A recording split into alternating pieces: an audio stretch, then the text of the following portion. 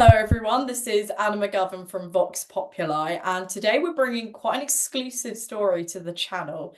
So, last night, on Tuesday night, Iran launched almost 200 ballistic missiles towards Israel, and the Israeli military have stated that most of these missiles were intercepted, aided by global allies such as the UK and the US, though a few of these did hit central and southern Israel. The only reported fatality was a Palestinian man in the occupied West Bank.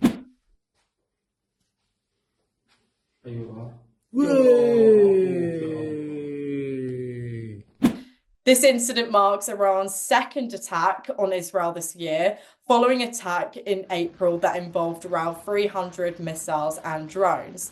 Shortly before this missile attack as well, a separate terror incident occurred in Tel Aviv in the Jaffa area, where 7 people were killed in a shooting and knife attack that unfolded in a train carriage and continued onto the platform. So today we are joined by Ben, who is from Israel and was actually in the shelter with a group of people while all of this was taking place. So Ben, do you want to start by explaining exactly what happened and what went through your mind during all of this taking place?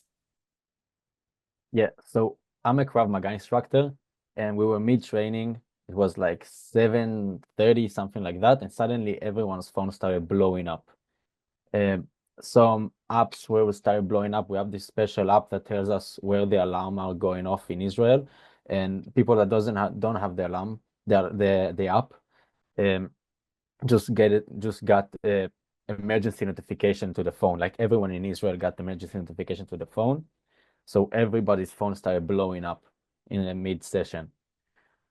So we started walking to the shelter. We have in every building and every house in Israel, we have a special room.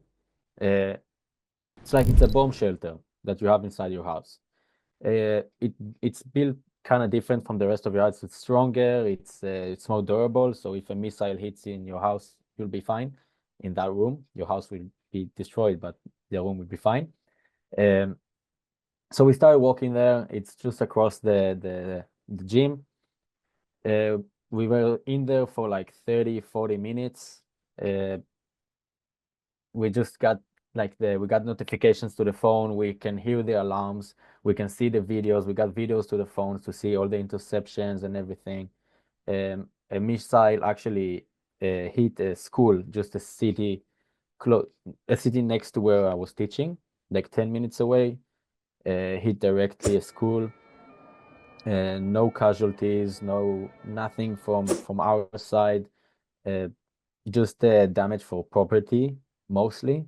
There's videos going around for you can see missiles actually dropping in Israel, but in my opinion, I think it's mostly to open areas, not specifically to they're not specifically to civilian to people to people houses or anything. But also there were like over or kind of like I think around 100 houses hit in the center of Israel from shrapnels or a direct hit. Some were hit more lightly, some more heavily. Um, yeah, nothing much. Like it was just happened. We were in the shelter, just trying to keep morale up. After it finished, like after 40 minutes, I think, I just continued my session. We finished it, and yeah, and everyone went home. And now we want to see what's going to happen next. So, one thing that quite surprised me when you first told me that you were in the shelter is from the photos and videos that you sent me, is that you all seemed quite calm and almost quite cheerful in your group. So we're here in a bomb shelter in the center of Israel while Iran launched an attack on us. Over 100 ballistic missiles. תעשו רעש! Everyone here is very happy, we're still fine. In the shelter, because I know personally, if I was in that situation, I would be terrified. So, what was your experience when you were actually in the shelter? What was going through your minds? Yeah, so for us, it's nothing new, okay, to be in the shelter and the alarms going off and there's no reason to be to be terrified. There's no reason to be panicked. Okay, there's no reason to be stressed. There's nothing we can do, except being in the shelter. So in Israel, we have like a really good air defense system. We have 3 layers. We have the Iron Dome, and we have 2 more. That are really, really advanced. Okay, the most advanced in the world, I think. Don't quote me on that. But also, it's nothing new. Like when I was in the army, there was a big operation going on, and I was serving down south. I spent there were nights I spent in the shelter for like over 6 hours, 6, 7, 8 hours in the shelter. Sometimes we were evacuated, sometimes we were not. Uh, Something you do, so there's no reason to be stressed. Because it just adds to the bad feeling. You're already getting shot at. Why being sad? If we can be happy, we'll be happy.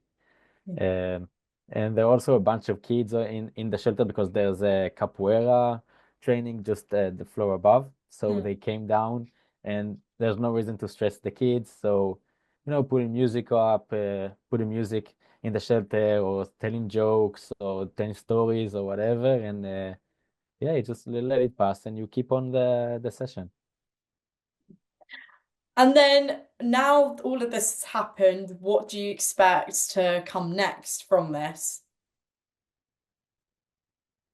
Um, well, I can't say specifically because, first of all, I'm not any kind of a military source or something, but also I don't want to jeopardize our troops or anything, if it might happen or not. What I can say is I know Israel knows what it's doing, very professional. They're gonna retaliate, but they're gonna retaliate in their own uh, time and place. And if it's gonna be tomorrow or in a month, I don't know. I know it's gonna be, I hope, and I know it's gonna cost Iran a lot, for what they did here yesterday. And we're hoping to quieter days. That's what we're hoping for.